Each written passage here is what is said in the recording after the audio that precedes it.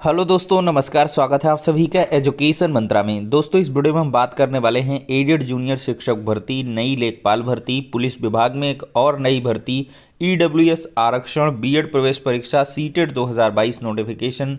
तो दोस्तों, सारी अपडेट्स पर हम एक साथ डिस्कशन करेंगे। वीडियो को लाइक एंड शेयर बिल्कुल किया करें और चैनल पर पहली बार अगर आए हैं तो सब्सक्राइब भी कर लिया करें।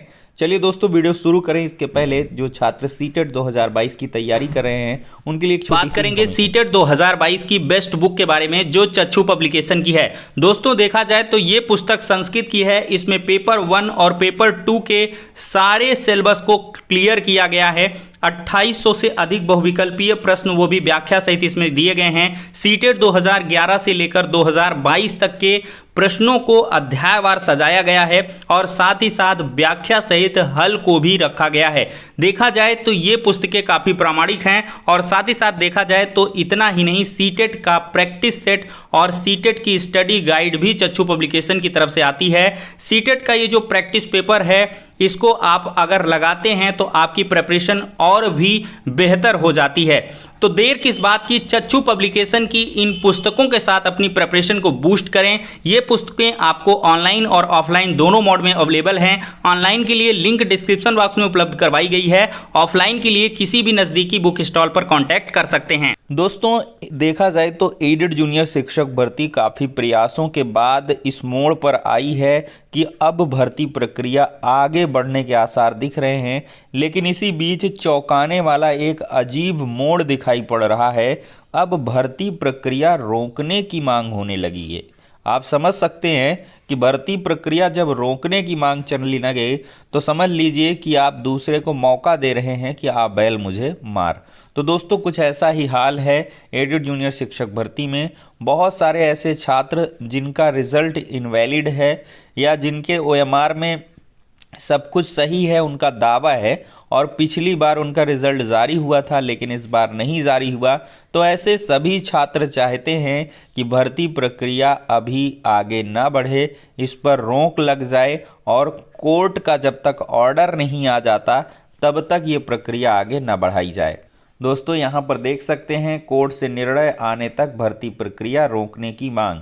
एडेड जूनियर हाई स्कूल शिक्षक भर्ती का संशोधित परिणाम जारी होने के बाद से वे अभ्यर्थी परेशान हैं जो पहले सफल थे और अब असफल हो गए हैं। इनका कहना है कि पीएनपी सचिव ने जिस एजेंसी को परीक्षा का जिम्मा दिया था उसकी गलती की सजा हम लोग भुगत रहे हैं।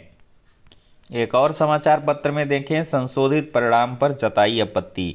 जूनियर हाई स्कूल एडेड भर्ती में संशोधित परिणाम से असंतुष्ट अभ्यर्थियों ने गुरुवार को शिक्षा निदेशालय में अपर शिक्षा निदेशक बेसिक कार्यालय पहुंचकर आपत्ति जताई।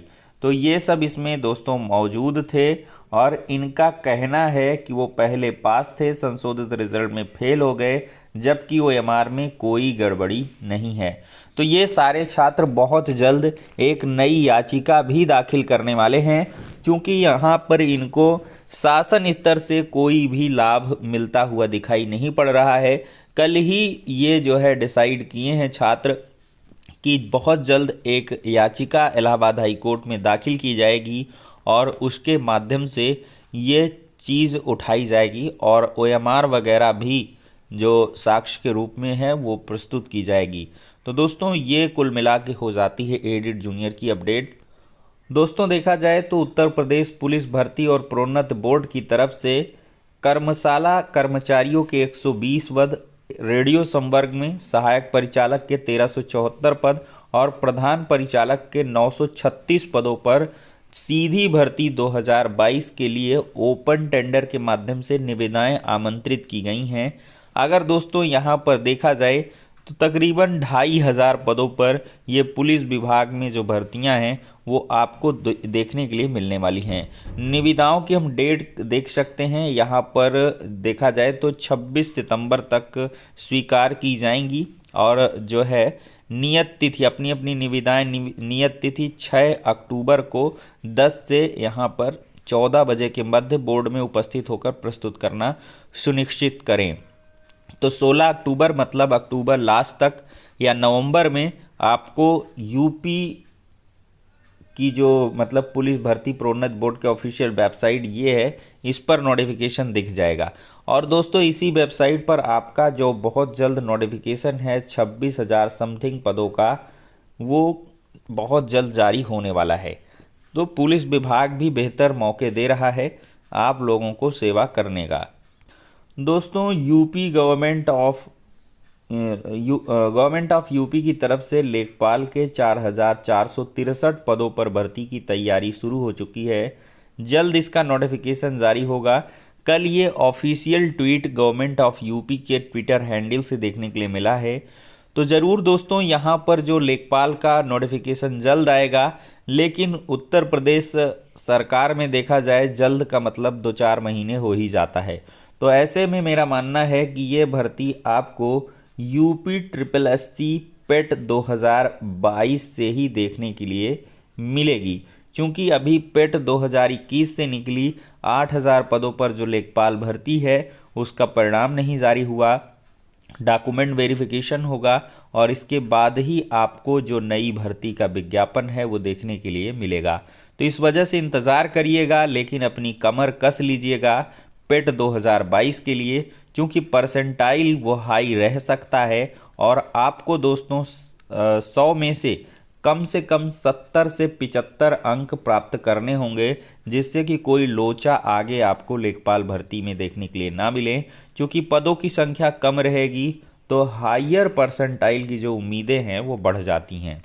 अब हम बात कर लेंगे सीटेट 2022 के नोटिफिकेशन के बारे में। दोस्तों सीबीएसई से जो सूत्रों से जानकारी मिली थी उसमें ये बताया गया था कि 15 तारीख तक आपका नोटिफिकेशन आ जाएगा, लेकिन फिर से यहाँ पर लोचा दिखाई पड़ रहा है। सीटेट की जो विस्तृत अधिसूचना है वो जारी नहीं हो पाई है। अब देखते हैं कि इस हफ्ते ये जारी हो पाती है कि नहीं। 15 से 20 तारीख तक का या सितंबर लास्ट तक ये भी खिंच सकता है, लेकिन यहाँ पर अक्टूबर में ऑनलाइन आवेदन शुरू हो जाएंगे, तब भी ये ससमय दिसंबर में एग्ज़ाम करा लेंगे। तो दोस्तों इंटरनल जो काम है वो सीटेट पर चल रहा है। जैसे ही नोटिफिकेशन जारी होगा तो आपको फिर तनिक भी मौका नहीं मिलेगा, क्योंकि नोटिफिकेशन जारी होगा, फिर आवेदन होंगे, फिर फटाफट इसके बाद एग्ज़ाम वगैरह सेंटर डिसाइड करके आपका एग्ज़ाम भी शुरू हो जाएगा। तो इसके लिए चूँकि शॉर्ट बुलेटिन पहले ही सीटेट ने जारी किया था कि हम दिसंबर 2022 में एग्ज़ाम लेने जा रहे हैं, तो इस वजह से आप लोग लगातार तैयारी में जुटे रहें। और दोस्तों अब हम बात करेंगे कुछ एकेडमिक सूचनाएं हैं। बीएड प्रवेश परीक्षा की काउंसलिंग कब से होगी? तो दोस्तों बीएड प्रवेश के लिए काउंसलिंग 20 तारीख से है। केपी ट्रेनिंग कॉलेज की प्राचार्य प्रोफेसर अंजना श्रीवास्तव के अनुसार बीएड में दाखिले के लिए कट-ऑफ जारी कर दिया गया है। कला वर्ग में सभी श्रेणी के 145 अंक वालों को काउंसलिंग के लिए 20 सितंबर को बुलाया गया है। वहीं विज्ञान वर्ग में 148 अंक पाने वाले अभ्यर्थियों को 21 सितंबर को बुलाया गया है। पीजी में प्रवेश भी प्रारंभ है और मुक्त विश्वविद्यालय में प्रवेश की तिथि को बढ़ा दिया गया है। अब 30 सितंबर तक एकेडमिक सत्र 2022-23 के लिए आप लोग आवेदन कर सकते हो। सीमा सिंह ने छात्रों की मांग के आधार पर ये निर्णय लिया है। और दोस्तों यहाँ पर समस्त कार्यक्रमों के प्रथम, द्वितीय, तृतीय वर्ष में 30 सितंबर तक ऑनलाइन शुल्क जमा करते हुए आप लोग प्रवेश कर सकते हैं। इसमें बीए, एमए सब कोर्सेज आपको मिल जाएंगे। अगर इंटरेस्टेड हैं तो ज़रूर करें। और दोस्तों स्नातक में दाखिले के लिए पंजीकरण कल से शुरू होगा। स्नातक में दाखिले के लिए इलाहाबाद विश्वविद्यालय ने तैयारी शुरू कर ली है। इसके लिए एक पोर्टल तैयार किया गया है। इलाहाबाद विश्वविद्यालय में दाखिला लेने वाले छात्र वेबसाइट पर जाकर ऑनलाइन रजिस्ट्रेशन करेंगे और इसके बाद विश्वविद्यालय कट ऑफ जारी कर काउंसलिंग कराएगा। तो दोस्तों आप लोग UGC chairman M Jagdish Kumar की ओर से जारी अधिसूचना के अनुसार आधिकारिक वेबसाइट CUET-samarth.ac.in पर जाकर आप लोग अपना रिजल्ट भी चेक कर सकते हो। मतलब CUET का जो रिजल्ट है वो जारी किया जा चुका है। ये देख लें दोस्तों ANI की तरफ से कल का ये ट्वीट है। Common university entrance test CUET UG result will be announced by national testing agency NTA by around 10 PM tonight. तो कल रात को ही ये परिणाम जारी हो चुका है। आप लोग ऑफिशियल वेबसाइट पर परिणाम देखें और आवेदन करें। दोस्तों, आमरण अनशन पर बैठे छात्रों को सपा विधायक ने समर्थन दिया है। फीस वृद्धि के विरोध में निकाला मशाल जुलूस। तो ये इलाहाबाद विश्वविद्यालय में 400% फीस बढ़ाने पर गुरुवार को भी छात्रों का विरोध जारी रहा है और लगातार कैंडल मार्च निकल रहा है। गेट पर जड़ा ताला, बुद्धि शुद्धि यज्ञ भी किया। दोस्तों, सुप्रीम कोर्ट में ईडब्ल्यूएस मामले पर लगातार सुनवाई चल रही है। आर्थिक आधार पर आरक्षण क्यों नहीं दे सकते? ईडब्ल्यूएस आरक्षण पर सुनवाई के दौरान सुप्रीम कोर्ट ने याचिकाकर्ता से सवाल किए और यहां पर आर्थिक रूप से कमजोर वर्ग को सरकारी नौकरियों और उच्च शिक्षण संस्थानों के प्रवेश में 10% कोटे के विरोध में दलील दे रहे याचिकाकर्ताओं से सुप्रीम कोर्ट ने गुरुवार को सवाल किया कि आरक्षण का आधार आर्थिक क्यों नहीं हो सकता। कोर्ट ने कहा, 75 साल हो गए हैं, संविधान एक गतिशील दस्तावेज है। हमने गरीबी की पीढ़ियां देखी हैं, हमने बीपीएल देखे हैं। आर्थिक आधार पर सकारात्मक कदम क्यों नहीं उठाया जा सकता? यानी आरक्षण का आधार आर्थिक क्यों नहीं हो सकता? अगर ऐसे लोग 20% भी हैं तब भी यह संख्या बड़ी है।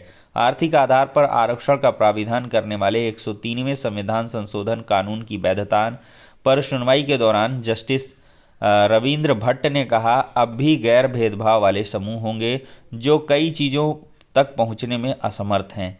सिद्धांत रूप में सरकारी स्कूल उपलब्ध हैं, लेकिन वे दूसरों की तरह ही सुविधाहीन हैं। तो फिर इसमें इतना गलत क्या है अगर वे एक समरूप समूह से संबंधित नहीं हैं? तो दोस्तों, इस मामले की लगातार सुनवाई चल रही है। फाइनल ऑर्डर बहुत जल्द ही आने वाला है। तो दोस्तों, इसी के साथ हो गया आज का वीडियो। अगर वीडियो पसंद आया हो तो लाइक करें और नेक्स्ट वीडियो में मिलते हैं।